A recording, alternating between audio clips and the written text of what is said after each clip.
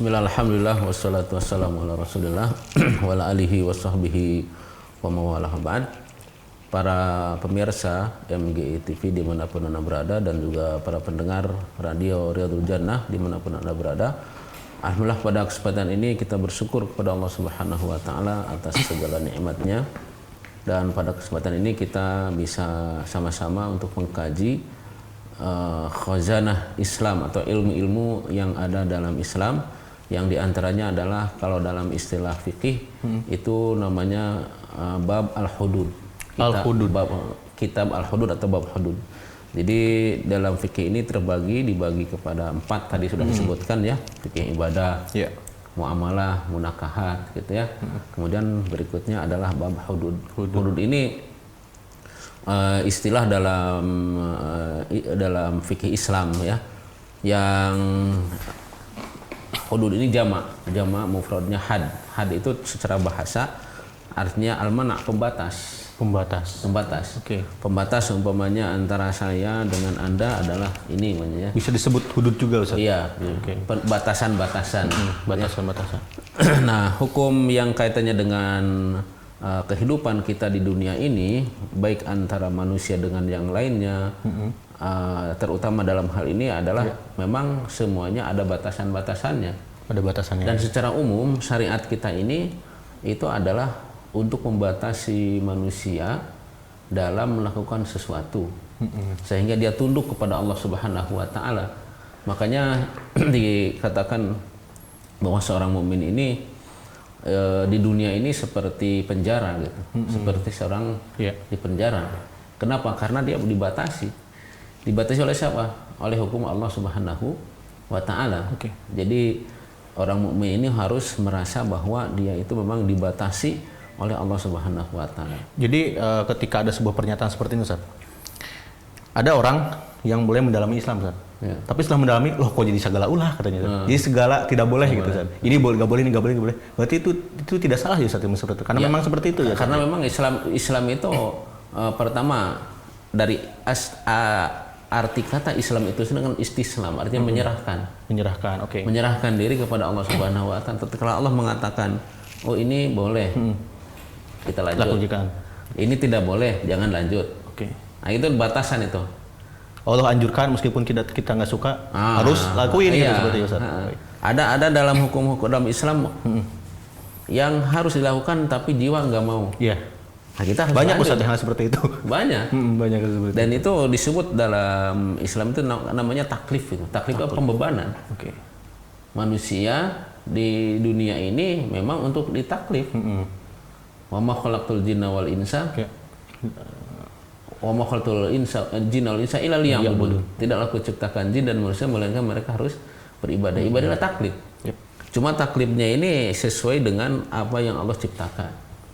Nah, ini secara umum mana hukum pidana dalam Islam itu disebut dengan hudud. Ya, secara bahasa had itu apa tadi? Al-mana', batasan, pembatas. Nah, secara istilah had atau hukum pidana atau hudud yaitu al-uqubat al-muqaddarah al-uqubatu al-muqaddaratu syar'an, yaitu hukuman-hukuman yang ditentukan oleh siapa? Oleh syara'. Jadi yang menentukannya itu syariat. Pembuat syariat siapa? Allah Subhanahu wa Ta'ala. Sebagaimana kita sebagai makhluk yang menciptakannya Allah. Nah, dalam gerak langkah manusia sebagai makhluk juga diatur oleh Allah. Jadi manusia ini sebagaimana dia meyakini dan tentang takdir ketentuan Allah, ya, dan kita sebagai manusia kita tidak bisa mengatakan, atau mengatakan mungkin bisa, tapi merubah nggak bisa. Pokoknya saya jadi manusia, ya Allah saya kok jadi manusia, kenapa nggak dijadikan saja binatang? Berbicara boleh, ya, tapi itu tidak bolehnya dari apa? Dari sisi dia melawan takdir ketentuan Allah Subhanahu wa Ta'ala. Walaupun dia bilang ya Allah saya jadikan kera, saya jadikan, nggak bakal bisa. Manusia mau tidak mau ya harus tunduk kepada ketentuan Allah itu, yang disebut dengan masyiatullah al-kauniyah, kehendak Allah terhadap alam semesta ini. Begitu juga seharusnya manusia itu harus tunduk terhadap aturan Allah. Aturan Allah artinya Allah memberikan aturan-aturan, batasan-batasan, harusnya semua manusia itu tunduk. Tapi di sini Allah Subhanahu wa taala berikan kepada manusia ini pilihan. Pilihan itu dalam arti bukan berarti Allah tidak mampu untuk menjadikan seluruh manusia mukmin, seluruh manusia ahli surga.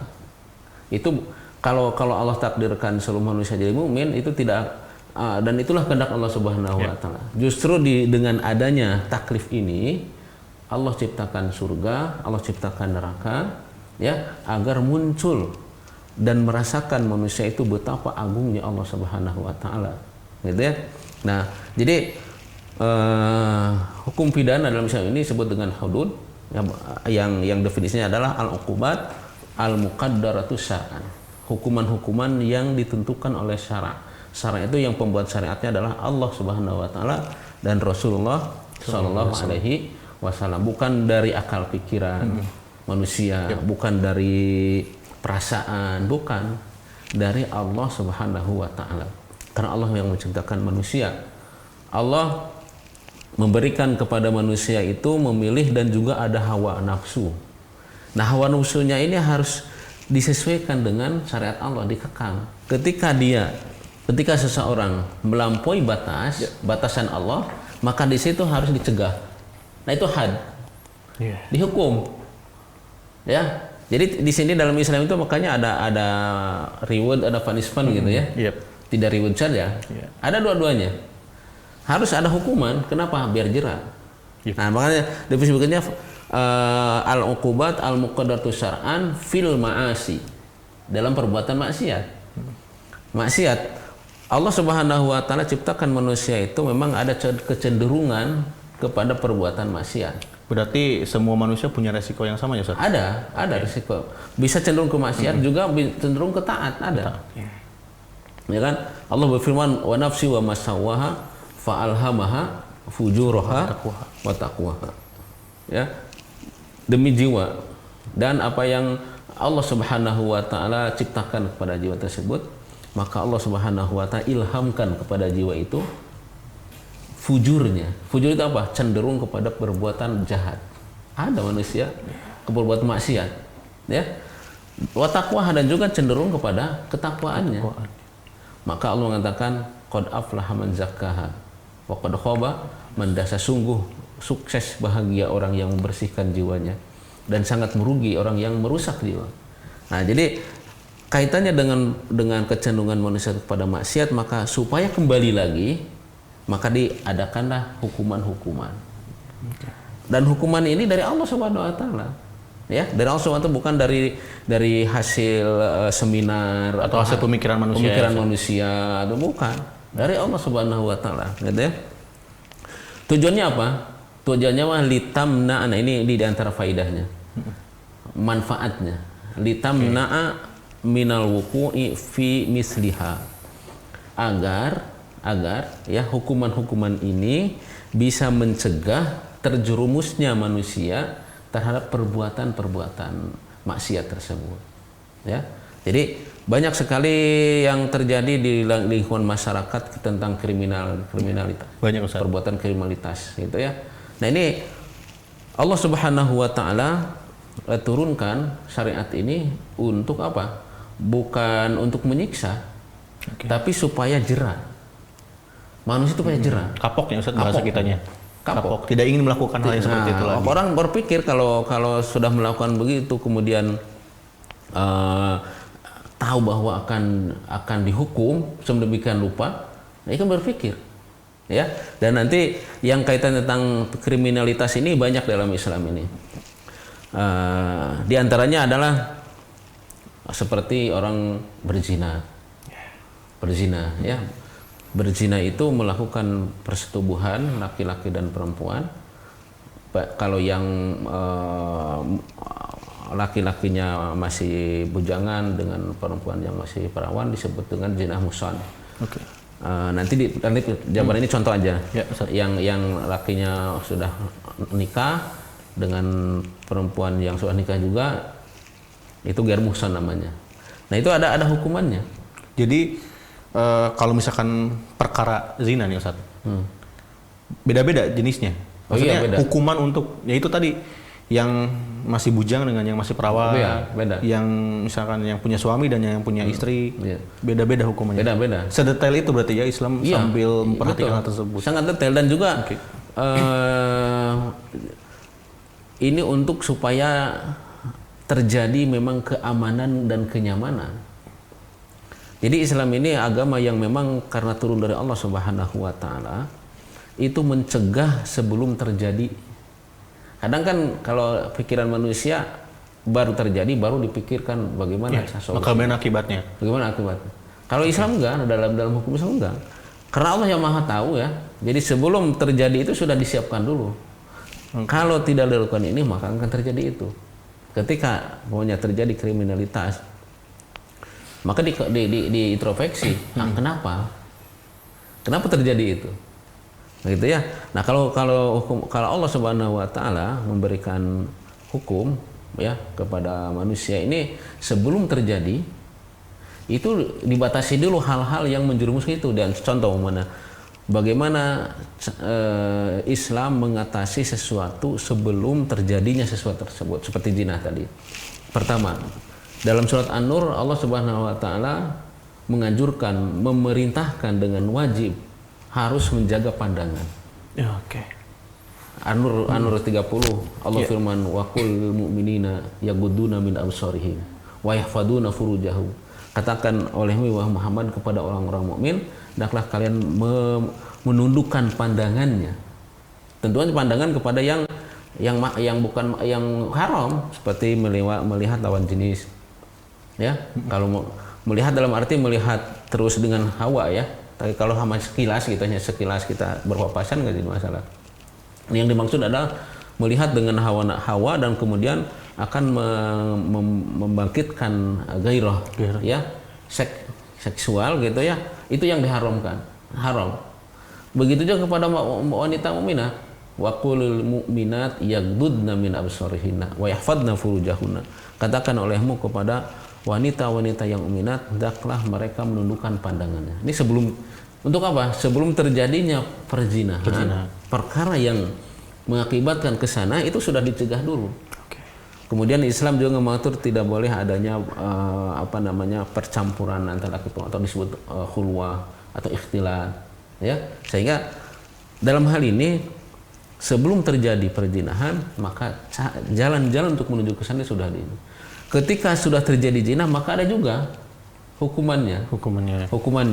Nah, kemudian berikutnya di antara bentuk-bentuk kejahatan dan ini dalam Islam ini karena memang ini dari Allah Subhanahu wa taala, sesuatu yang menurut manusia tidak jahat oleh Allah dikatakan jahat. Oke, contohnya apa Ustaz? Ya seperti zina tadi. Oke, zina itu kan tidak mungkin terjadi kalau tidak ada dua belah pihak saling sambut menyambut. Ya kan? Ya. Tidak mungkin terjadi perzinahan kalau laki-lakinya tidak mau, perempuan yang mau. Terkecuali mereka saling memberikan kesempatan ya Ustaz. Nah, cuma mereka kan sama-sama saling menyambut. Menurut hawa nafsu apa sih kenapa dilarang? Saya kan senang sama dia. Ya. Kalau misalkan salah satunya laki-lakinya condong pengen, tapi seperempuannya yang menghalau itu kemungkinan nggak akan terjadi ya Ustaz. Mungkin terjadi. Karena yang terjadi perzinahan, persetubuhan itu kan ada sambut menyambut antara dua belah pihak. Suka sama suka ya Ustaz. Suka sama suka. Nah, dalam kaidah kemanusiaan adanya perasaan, dari mana jahatnya? Ya. Kan sama suka. Ya kan? Ya. Tapi Allah mengatakan itu adalah termasuk kejahatan. Kenapa? Karena melanggar apa? Etika dari Allah Subhanahu wa taala. Pertama, sebelum berbuat zina kan dia pandangan dulu. Yes. Memandang ini sudah terjerumus itu. Ketika memandang itu sudah dicegah, maka kesananya selamat. Ini enggak pandang memandang, awalnya dari mata gitu, dari mata turun ke hati istilahnya gitu ya. Nah, jadi ini kebablasan. Setelah kebablasan maka supaya jera, nah ada hukumannya.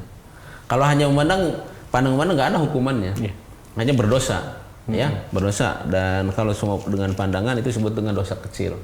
Tapi kalau sampai perbuatan zina itu disebut dengan dosa besar. Dosa besar ya. Kedua juga diantaranya yang dikategorikan ini kejahatan di dalam Islam yang disebut dengan hukum pidana dalam Islam itu termasuk menuduh berzina. Yang nuduh juga. Yang nuduh. Oke. Yang nuduh itu termasuk kejahatan itu. Orang menuduh berzina nggak boleh juga, tapi menuduh orang berzina juga nggak boleh. Ya, jadi disebut dengan hadap, dengan qadzaf. Adilnya Allah itu di situ ya. Iya. Jadi orang umpamanya gini, umpamanya kalau ada kasus semuanya seorang suami pulang kerja, kemudian datang ke rumah, ternyata baru datang ada keluar laki-laki dari rumahnya, padahal isinya di dalam. Ya? Iya. Apakah boleh menuduh zina? Dalam Islam nggak boleh menuduh zina. Itu untuk apa? Menjaga. Maka Islam diantara tujuannya adalah yaitu hifdul id, menjaga kewibawaan, kehormatan. Berzina tidak boleh, menuduh zina juga tidak boleh. Ya. Termasuk untuk menghindari tuduhan itu juga ada caranya juga Islam juga kan? Iya, jadi tidak boleh menuduh sembarangan. Bahkan terjadi di zaman Nabi Shallallahu Alaihi Wasallam itu terjadi, mungkin nanti insya Allah nanti akan kita bahas di babnya ya. Tapi ini sekilas saja sebagai definisi untuk hal ini. Terjadi seseorang yang mengeluhkan bahwa ketika pulang ke rumahnya itu ada laki-laki dan dia lihat gitu. Dia lihat. Kata Rasulullah SAW, ente datangkan 4 saksi. Kalau enggak saya cambukkan. Ya Rasulullah, saya lihat sendiri. Oke. Ente kalau nggak datangkan saksi saya cambuk. Gitu kan? Nggak boleh dalam hal ini, maka dalam Islam tidak sembarangan. Artinya maka dalam hal ini ya para pendengar atau para pemirsa, jadi Islam itu bukan agama sembarangan. Sehingga takut kalau ditegakkan hukum ini nanti banyak yang dicambuk dan sebagainya, atau yang dibunuh dan sebagainya. Enggak seenak itu. Harus orang yang melihat yang mengatakan atau saksi yang melihatnya itu ada 4 orang saksi. Minimal atau maksimal? Maksimal harus ada 4 orang. Oke, berarti satu orang bisa. Minimalnya 4 orang. Oke. Dan harus kelihatan seperti kata para ulama dan bukan kata para ulama, berdasarkan hadis Nabi SAW, seperti melihat seorang masukkan benang ke jarum. Saking jelasnya. Teliti detail sekali. Jadi pelaksanaan hukum syariat Islam ini tidak sembarangan. Nah, kemudian berikutnya yang termasuk kriminal atau kejahatan yang dikategorikan itu termasuk mencuri. Kalau tadi kalau berzina dan menuduh itu kan hubungannya adalah kewibawaan seseorang. Ya, maka di antara tujuan syariat Islam itu adalah menjaga wibawa seorang. Tidak boleh seorang berzina karena apa? Di antaranya akan menghancurkan wibawa, menghancurkan keluarga dan sebagainya. Menuduh juga sama. Menuduh orang berzina berarti seorang menjatuhkan wibawa orang lain. Nah, kemudian berikutnya adalah sirqah. Sirqah itu apa? Sirqah itu berpindahnya suatu hak barang kepada yang lain dengan cara yang bukan syar'i. Pencuri. Ya. Maling ya Ustaz ya. Maling. Dan yang dalam hal ini pencurian ini kan yang tidak terjaga itu kan keamanan harta. Makanya di antara tujuan Islam itu, syariat Islam itu adalah menjaga harta. Harta itu dijaga. Tidak boleh berpindah harta ini bukan dengan tidak dengan syariat. Kan dalam Islam ini dalam bab muamalah itu kan ada 2. Ada bab yang disebut dengan muawadat. Muawadat itu adalah tukar menukar. Ada tabaruat. Tabaruat itu yaitu sukarela. Nah, tidak boleh berpindah suatu harta ke yang lainnya tanpa melalui hukum syariat. Ima dengan tabaruat atau muawadat. Muawadat tukar menukar, rumahnya jual beli. Ya, atau barter. Barter kalau bahasa kita ya Ustaz ya. Kalau bahasa kita barter. Barter, iya. Barter. Atau mungkin sewa menyewa. Ya, atau kerjasama. Itu namanya muawadat. Atau tabaruat kayak seperti memberikan. Ya. Memberikan, meminjamkan. Ya, menghibahkan, memberikan, menghadiahkan, mewakafkan. Nah, itu cara-cara yang syar'i. Kalau di luar itu berarti tidak syar'i. Umumnya tiba-tiba sendal saya pas keluar nggak ada. Atau pas ke masjid kan. Sendal jadi ganti Ustaz. Ya. Itu namanya pengambilan hak tidak benar. Oke. Kalau ente tidak punya sendal, mau pakai bilang dulu. Pinjam ya Ustaz. Pinjam. Izin. Berarti itu namanya pinjam, ya. Atau kalau itu beli, kan itu. Atau kalau nggak mau sewa, nah itu baru syariat. Di luar itu tiba-tiba pindah, nah itu namanya sirqah, mencuri. Mengambil Ya? tanpa izin. Iya, mengambil tanpa izin. Itu ada hukumannya. Ini apa? Untuk menjaga keamanan barang. Barang ini dalam Islam diatur sedemikian rupa, tidak boleh tiba-tiba pindah, ya, tiba-tiba nggak ada, ya kan? Karena semuanya punya hak masing-masing, ya. Jadi tidak istilah sama rata sama rasa, sama memiliki, enggak. Ada hak masing-masing mempunyai. Caranya untuk kerjasama ya tadi, kalau umpamanya ingin sukarela, ya ada jalannya dengan menghadiahkan, memberikan, ya, menyewakan, atau mungkin menghibahkan atau meminjamkan, gitu ya. Nah, kemudian juga di antara kejahatan-kejahatan yang ada yang kaitannya dengan hukum pidana ini adalah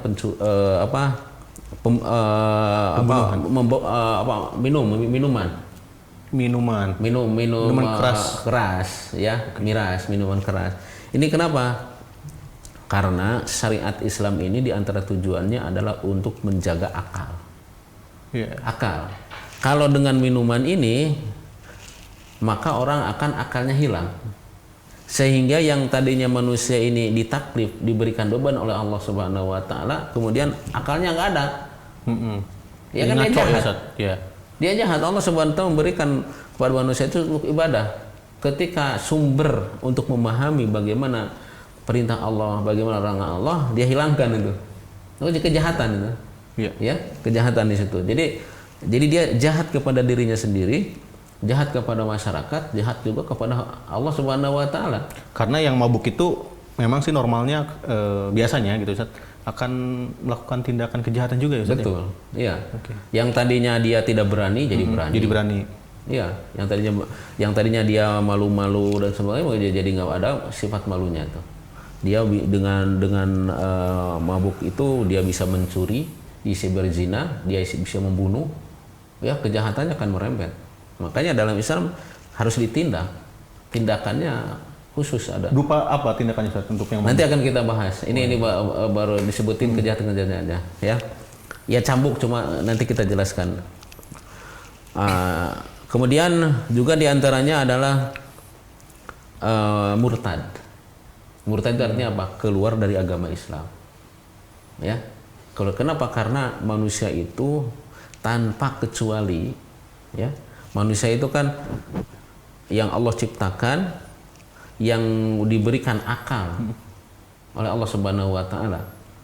Pembedanya antara hewan, antara manusia dengan hewan itu kan akal. Allah sudah ciptakan manusia lengkap, ya, berbeda dengan hewan, dan yang dilengkapi dengan apa? Dengan akal yang bisa memahami khitab Allah, bisa memahami apa perintah Allah Subhanahu wa taala yang berupa perintah dan larangan. Nah, ketika seorang yang sudah masuk Islam kemudian keluar, ya, berarti dia telah keluar dari yang tadinya dia menyerahkan diri kepada Allah Subhanahu wa taala untuk tunduk kepada Allah Subhanahu wa taala, kemudian jadi tidak tunduk. Maka dihukum, ada hukumannya, ya, oleh Allah. Dan yang menghukumnya adalah Allah Subhanahu wa taala. Yang menegakkannya adalah manusia. Nanti akan kita jelaskan siapa yang menegakkannya. Dan termasuk kita bahas tentang hukum mempelajari bab ini dan melaksanakannya. Hukumnya apa? Ya kan? Akan kita bahas nanti. Kemudian berikutnya al-baghyu. Al-baghyu ini berontak kepada pemerintah. Oh, ada Ustaz? Ada. Hukum berontak ke pemerintah itu nggak boleh, itu dilarang. Nah, tapi Ustaz bicara berontak, Ustaz, ciri-ciri berontak itu kayak gimana, Ustaz? Melawan pemerintahan yang sah. Melawan. Pemerintah maunya begini kemudian dilawan. Ya. Sama dia. Itu al-baghyu. Ya, makanya Islam ini, kalau Islam diterapkan itu pemerintah akan aman, rakyat akan aman, semua rakyat akan aman. Ya. Orang akan takut umpamanya kalau datang waktu duhur, waktu asar dan sebagainya, walaupun toko terbuka, ya, kalau diterapkan tentang hukum pencurian, dia nyantai akan sholat. Kenapa? Karena akan takut semuanya. Jadi pedagang itu nggak takut diambil dagangannya ya? Nggak bakal takut. Waktunya sholat duhur kan biasanya nantilah gantian gitu istilahnya. Wah, takut. Bahkan sholatnya mendingan dia di toko sendiri, di tokonya gitu gelar ini daripada berjamaah ke masjid. Kenapa? Karena takut kalau ditutup ribet gitu. Ribet. Nah, kalau dosa ini nggak ada takutnya. Kenapa? Semua orang itu beriman dan takut kepada Allah dan juga takut kalau dihukum di dunia, ya kan? Orang juga akan istrinya akan merasa nyaman. Kenapa? Karena takut semuanya takut sama Allah. Kemana-mana istilahnya aman ya. Aman nyaman, pemerintahan juga akan nyaman. Kenapa? Ketika tahu bahwa orang yang pemberontak ini dihukum, takut dia. Jadi pemerintah tuh nggak sibuk mikirin para pemberontak ya. Pemberontak. Ini gimana cara biar mereka bahagia gitu saja. Iya betul. Tapi mikirinnya ya udah mikirin ngelola negara yang baik. Iya. Jadi rakyat nanti akan, kalau rakyat memahami semuanya ini, pemerintahan akan aman dan nyaman. Fokus ngelolanya ya. Dan ini yang ada hukumannya, dan ini diantara faedahnya. Diantara faedahnya adalah bagi kaum muslimin, walaupun tidak umpamanya di kita tidak dilaksanakan hukum ini, hukum pidana Islam ini. Tapi minimal kaum muslimin mengetahui bahwa yang disebutkan ada hukumannya ini adalah itu termasuk kategori dosa besar. Dan tidak boleh dilakukan. Tidak boleh dilakukan. Dosa besar itu memang selain syirik ya dan kufur itu di bawah kekuasaan Allah Subhanahu wa taala. Artinya ketika seorang melakukan dosa besar yang disebutkan, berzina, menuduh berzina, mencuri, kemudian mabuk ya, kemudian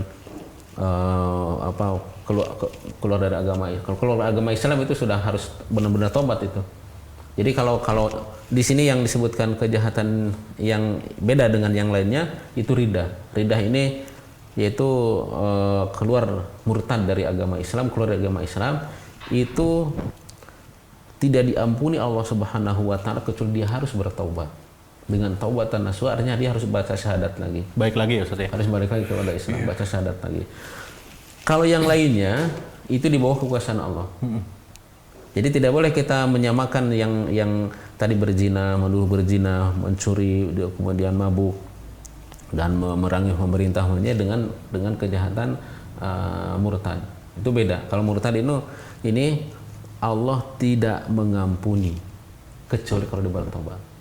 Allah berfirman, innallaha la yaghfiru ayyushraka bihi wa yaghfiru ma duna dzalika liman yasha. Sesungguhnya Allah Subhanahu wa taala tidak mengampuni dosa dipersekutukan. Termasuk ridah itu kan dia ketika keluar dari agama Islam dia akan mensekutukan Allah. Dan Allah mengampuni dosa selain itu. Ya. Jadi jangan sampai kita samakan punya orang yang berzina kufur, enggak. Itu akidahnya orang Khawarij. Para pemirsa MGTV dimanapun Anda berada, dan juga para pendengar Radio Riyadhul Jannah dimanapun Anda berada, adapun tentang sejauh mana atau bagaimana hukumnya kita mengetahui tentang hal ini, ya, ada dalam Islam ini yang hukum mempelajarinya fardu ain, ada yang fardu kifayah. Ya, dan melaksanakannya juga ada yang fardu ain, ada yang fardu kifayah. Ini perlu diketahui oleh kita semua ya. Ada yang fardu ain, contoh seperti kaitannya dengan pelaksanaan ibadah keseharian kita. Itu fardu ain. Tata cara sholat, syarat-syarat sholat, ya, kemudian saum, zakat bagi yang telah wajib baginya zakat itu fardu ain, dia mempelajari tentang zakat. Haji bagi yang sudah mampu untuk haji wajib ain baginya, gitu ya.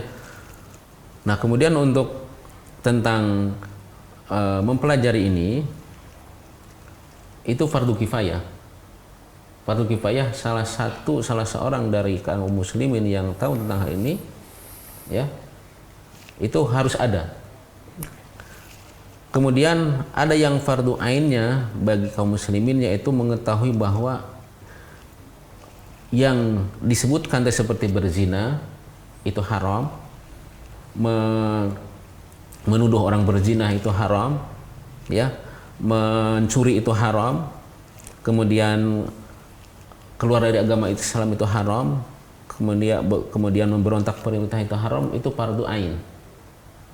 Mengetahuinya itu. Kan beda antara mempelajari dengan mengetahui. Tahu, oh ini tuh haram. Adapun mempelajari detail, ya, itu thalabul ilmi, para ulama, para kiai ajengan gitu. Adapun masyarakat umum, cukup baginya fardu ain adalah mengetahui bahwa zina itu haram. Walaupun tidak tahu detail dalilnya, ya, jangan sampai tidak tahu sama sekali bahwa zina itu nggak haram gitu, boleh saja. Banyak nanti Ustaz. Banyak yang tidak tahu. Menuduh orang berzina banyak yang tidak tahu itu. Iya. Karena ada seorang laki-laki yang bukan mahramnya masuk ke rumah seseorang wanita, tiba-tiba dikatakan berzina. Nggak boleh itu. Itu banyak yang tidak tahu kan. Dan itu terjadi di masyarakat, persengketaan dan yang lainnya gara-gara apa? Gara-gara hanya tuduh menuduh saja tanpa bukti. Ya memang tidak boleh ya seorang yang bukan mahram masuk ke rumah yang lain, ya, tanpa ada suaminya, nggak boleh memang. Cuma kalau sampai lanjut menuduh berzina ya nggak boleh juga, tidak berlebihan, nggak boleh berlebihan, ya. Kemudian juga di antara faidahnya kaum muslimin tahu tentang bab ini adalah yang disebutkan tadi ada hukumannya, itu saya sebutkan tadi apa, bahwa ini adalah dosa besar. Dosa besar. Jadi jangan dianggap sepele orang menuduh zina itu. Dosa besar itu. Ya.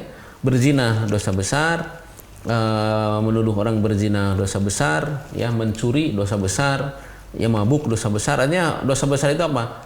Yang di dunia itu dapat hukuman di antaranya.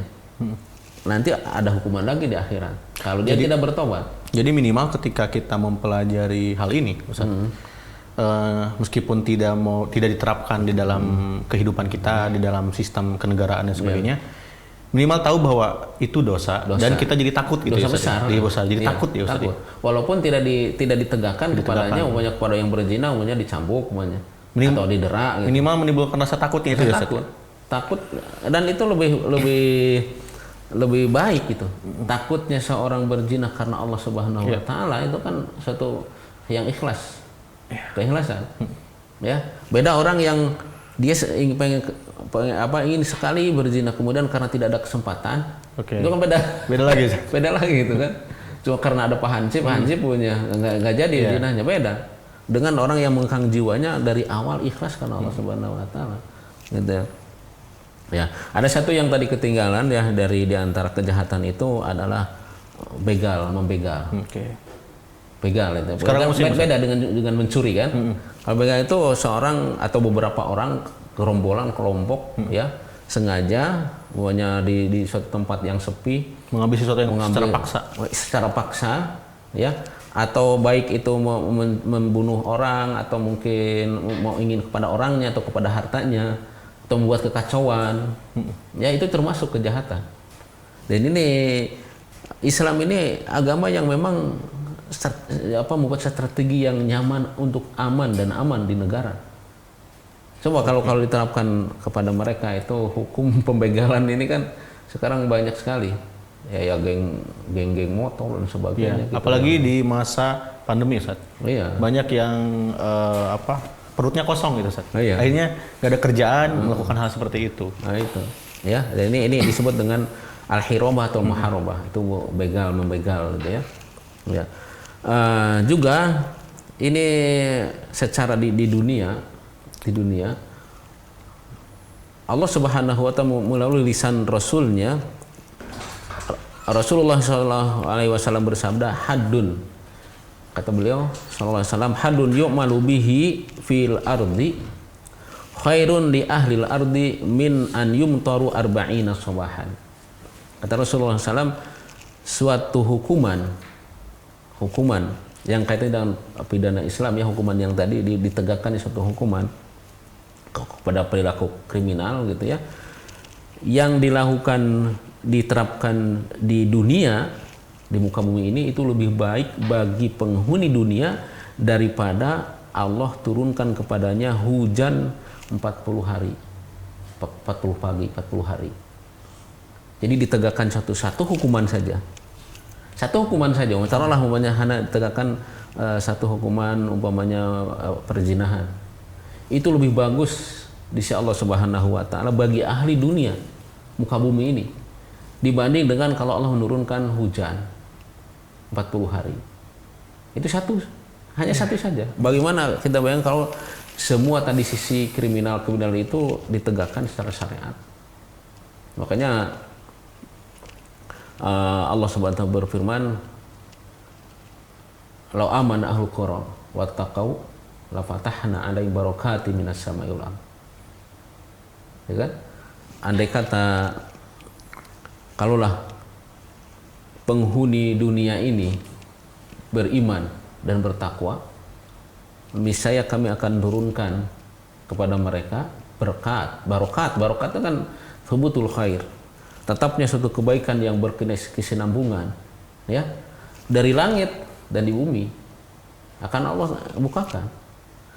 Nah, ini mudah-mudahan ini sebagai evaluasi bagi kita semua secara internasional gitu, secara dunia, dengan turunnya wabah, ya, itu kita harus mengingat bahwa ini ujian dari Allah Subhanahu wa taala. Jangan-jangan kita ini banyak maksiat kepada Allah Subhanahu wa taala. Allah baru turunkan saja suatu penyakit, ya, corona sekarang ini yang diteliti juga seperti apa gitu, kayak apa lembutnya sehingga orang-orang terjangkit, kemudian sampai sekarang masih banyak gitu ya para kiai, para dengan ulama-ulama pada meninggal dan sebagainya. Dan ini harus mengingatkan, Allah mengingatkan kepada kita betapa kita ini kita lemah. Kemudian juga kembali kepada tadi masalah mempelajari ini tadi fardu kifayah bagi hakim, bagi presiden, bagi penguasa, kepala negara, penguasa itu wajib ain. Wajib ain. Ya.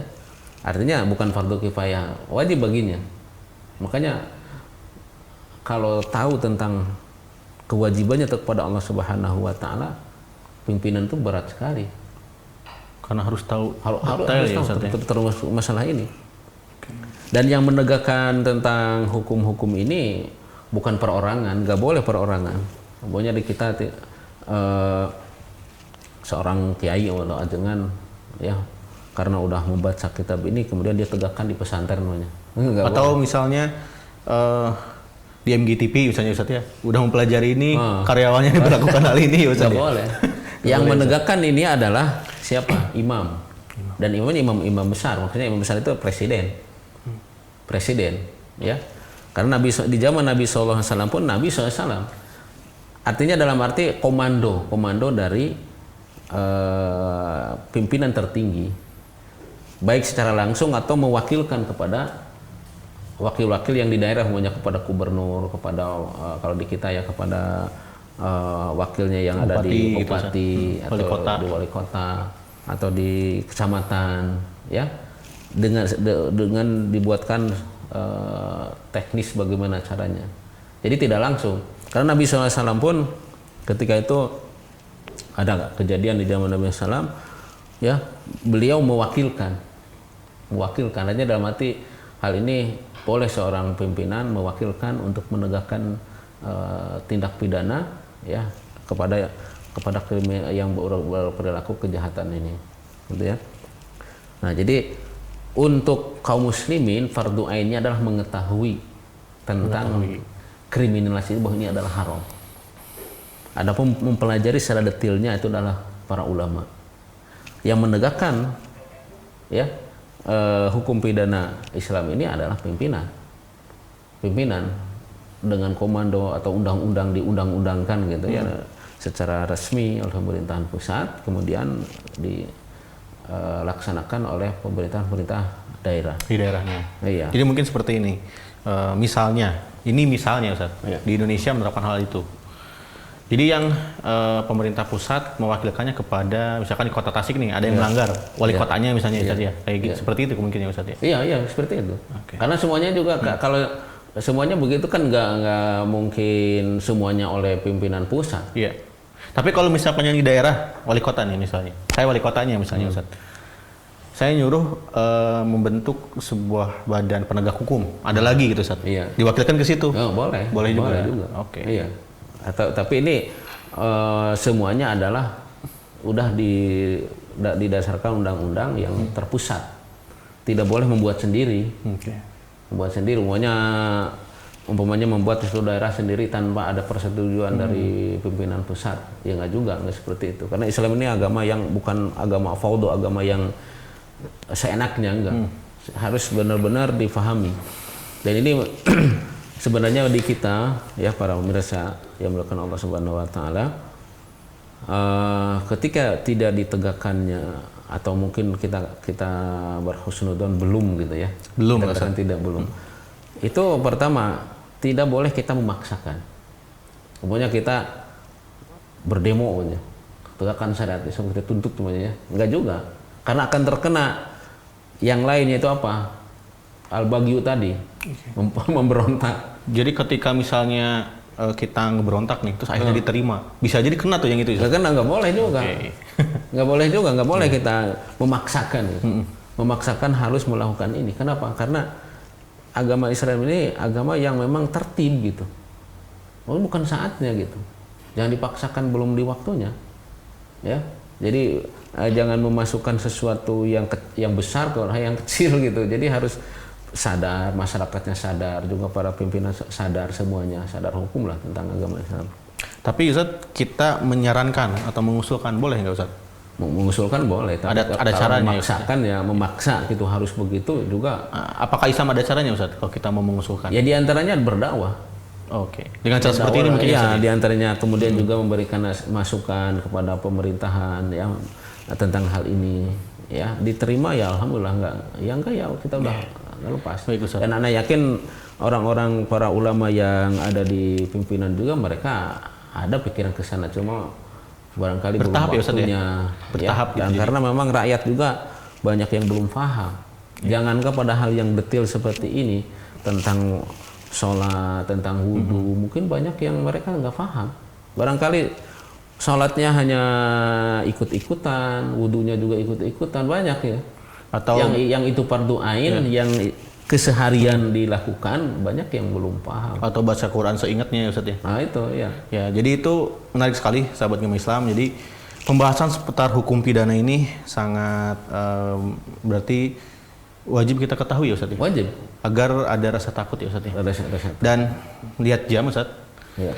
Ya, sepertinya mungkin ada sesi tanya jawab sebentar Ustaz. Boleh. Ada sesi tanya jawab sebentar. Baik sahabat agama Islam, nanti kita lanjut ya Ustaz ya. Karena kita akan continue Ustaz di pekan berikutnya. Mudah-mudahan Allah berikan waktu kepada kita, umur ya. Iya Ustaz. Mudah-mudahan dikasih kesempatan kembali untuk membahas hal ini di setiap hari Rabu. Baik Ustaz, kita mulai sesi tanya jawab Ustaz. Ada yang masuk pertanyaannya dan ini berkaitan dengan mengusulkan. Berkaitan dengan mengusulkan. Ini nggak disebutkan namanya. Bismillah, Assalamualaikum Ustaz, izin bertanya. Jika kita sudah mengetahui hukum seputar kejahatan-kejahatan yang ada dalam Islam, lantas siapa yang boleh mengusulkan kepada pemerintah? Gitu Ustaz. Yang boleh mengusulkannya ke pemerintah siapa? Ya maksudnya apakah semua rakyatnya atau misalnya ulama atau siapa gitu Ustaz? Ya tentunya kalau rakyat mengusulkan ke sana ya juga nggak mungkin, masa rakyat mungkin didengar ya Ustaz ya? Atau gimana? Rakyat Tasik punya ke sana pakai bis itu kan nggak baik juga, mengganggu, atau merusak pagar Ustaz.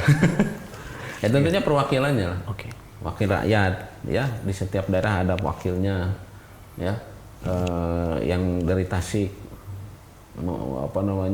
mewakilkan kepada ulama, seorang ulama dan sebagainya untuk hal ini ya, untuk menyampaikan kepada pemerintahan dalam penegakan hukum ini. Dan tentunya perlu disampaikan bahwa ini tidak akan merusak, tidak akan mengganggu ya stabilitas kenyamanan, justru akan menjaga keamanan. Dan juga tidak usah dikhawatirkan mengganggu orang-orang yang non muslim ya, orang yang kafir. Justru agama Islam agama yang sempurna, yang kalau masih dalam keadaan Islam belum memahami tentang Islam membolehkan kepada mereka secara di dunia gitu ya untuk memeluk agama masing-masing, untuk tinggal di negara yang punya gitu. Sistem seperti itu gitu. Jadi dalam Islam tidak mengusulkan itu rakyat mengusulkan kayak demo gitu ya. Nah itu mengusulkan mungkin maksudnya ke sana demonstrasi gitu ya. Nah, tidak seperti itu karena demonstrasi juga akan membawa kepada masalah yang baru. Mungkin jadi Islam ini menyelesaikan masalah dengan solusi tidak mendatangkan masalah yang baru. Mungkin bisa tokoh ya Ustaz ya? Iya, misalkan tokoh agama, misalnya para kiainya Ustaz yang paham tentang fikih ini. Iya, betul. Baik, itu sahabat agama Islam. Jadi tidak serta-merta semuanya bisa melakukannya Ustaz ya? Iya. Jadi harus mengutus orang yang mungkin ngerti soal ini ya Ustaz ya? Karena mungkin nanti akan dijelaskan kan? Dan harus ada skala prioritas. Artinya begini, seorang ingin mengusulkan ya umpamanya penerapan tentang hukum pidana Islam ini. Apa yang dia pikirkan tentang penerapan ini, dia harus berpikir dulu dan mengaca dari di daerahnya sejauh mana masyarakat sekitar tentang pelaksanaan agama Islam keseharian. Dari mulai rukun Islam. Ya, rukun Islam kan syahadat, sholat, zakat, saum, haji. Ini yang 5 nih. Syahadatnya apakah mereka sudah memahami benar tentang syahadatain atau masihkah ada yang mensekutukan Allah Subhanahu wa taala. Kemudian setelah itu ke sholat. Sholatnya lihat. Wudunya dan yang lainnya, pelaksanaan yang pokok-pokok banget gitu. Ya, yang rukun-rukun. Yang rukun-rukun. Anda yakin itu nggak bakal selesai 1-2 tahun itu untuk mengecek. Ya. Jadi jangan sampai ngacak gitu. Ya. Belum ini aja sholat akidahnya belum benar, sholat aja masih nggak benar, ya udah mau menegakkan yang ini. Nah makanya kita diantara tadi saya sampaikan faidah mempelajari ini diantaranya kita harus mengetahui bahwa itu tuh nggak boleh. Adapun penerapannya yang wajib adalah pemerintahan. Kita tidak akan dituntut oleh Allah Subhanahu wa taala sebagai rakyat, kenapa ente enggak melaksanakan hukum potong tangan? Yang akan ditanya kita itu yang akan ditanya Allah itu adalah ketika mencuri kenapa ente mencuri? Mencurinya. Jadi berarti kan kita jangan mencuri, jangan berzina, jangan menuduh orang lain berzina, ya, jangan mabuk, ya kan, jangan berontak pemerintah kayak gitu. Nah itu yang harus kita pahami sebagai rakyat. Jadi kita dahulukan. Kadang kan gini, ketika pemerintahan kita rasakan tidak adil, ya, kemudian kita banyak menuntut kepada pemerintah, gitu kan? Nah padahal kita pun kepada diri kita sendiri, kepada keluarga dan sebagainya belum juga berbuat adil. Gitu ya. Jadi makanya penataan masyarakat itu ya mari kita awali dari keluarga, ya, fahamkan kepada keluarga tentang hal-hal yang pokok. Yang pokok termasuk pengenalan terhadap hal ini. Ini tidak boleh. Ya, ini tidak boleh. Adapun tuntutan kepada pemerintah harus ditegakkan, itu berat kan? Sudah kita ajarkan kepada keluarga kita tidak berzina, tidak boleh berzina, dan juga muqaddimah, ya, perkara yang mengantarkan kepada zina, gitu kan? Di antaranya adalah pergaulan yang bebas, lihat lawan jenis yang bebas, menuduh ya, orang lain berbuat zina, mencuri, dan ini mencuri ini harus diedukasi secara dini kepada anak-anak. Ya, artinya gini. Ketika anak kecil umpamanya mengambil sesuatu di temannya tanpa izin dan sebagainya, itu juga harus dikasih tahu di sekolah. ada pena, pokoknya. Ada pena temennya, ambil saja. Nah, guru yang melihatnya harus segera menegur ya. Atau digunakan tanpa izin biasanya. Tanpa izin. Kalau di sekolah-sekolah. Mainan misalnya. Mainan dan sebagainya. Kadang kalau di suatu lembaga atau pesantren itu kadang itu istilahnya sendal. Pakai sendal. Temannya mau ke masjid sendalnya nggak ada. Hal yang sepele gitu. Nah, Islam ini agama yang sangat tertib sekali. Boleh kita saling memakai, tapi sepengetahuannya. Dan kita harus tahu bahwa kalau saya pakai dia pasti ridho. Kalau saya pakai dia marah berarti kita nggak boleh lagi itu. Kalau ketika tidak tanpa sepengetahuannya dia, biasanya kan gini, kalau di suatu tempat perkumpulan atau di sekolah ya atau di pesantren lah gitu, kita tahu bahwa si fulan ini kalau saya pakai barangnya dia ridho, itu nggak apa-apa.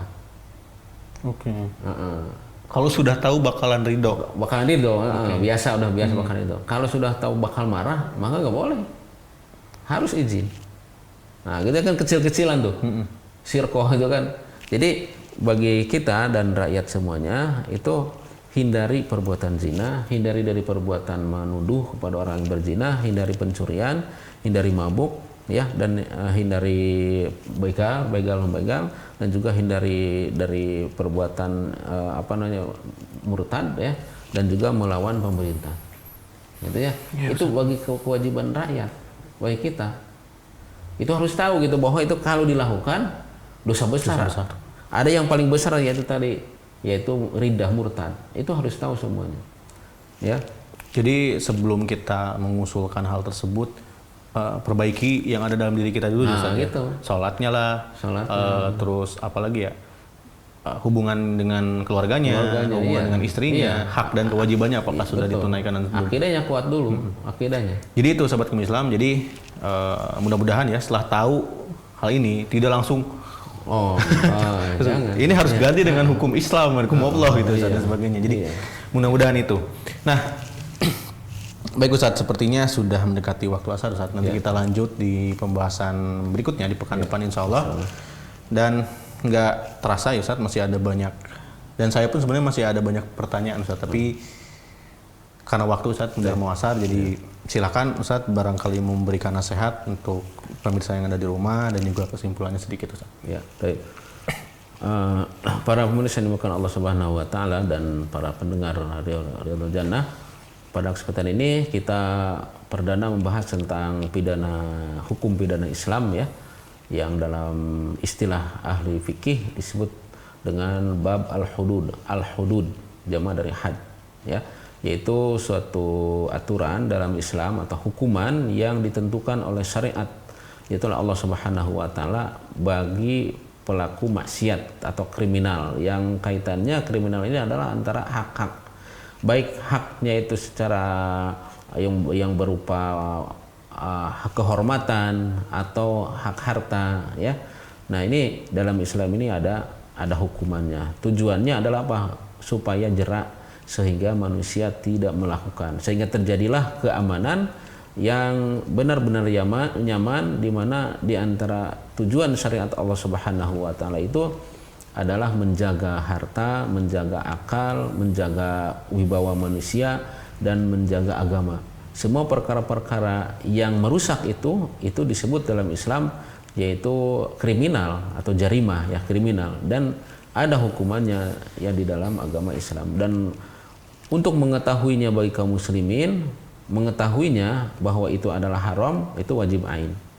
Wajib kepada setiap kaum muslimin mengetahui bahwa berzina itu haram, menuduh orang lain berzina itu haram, mencuri itu haram, ya, kemudian mabuk itu haram, kemudian membegal itu haram, keluar dari agama itu haram, tidak boleh, dan berontak kepada pemerintahan, melawan pemerintah juga haram. Ini wajib ain, harus diketahui.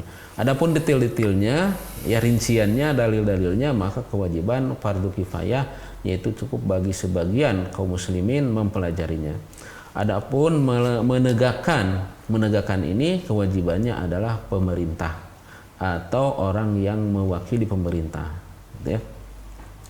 inilah mungkin yang bisa saya sampaikan pada kesempatan siang hari ini. Mudah-mudahan bermanfaat bagi saya sendiri dan juga bagi para pemirsa dan para pendengar dimanapun Anda berada.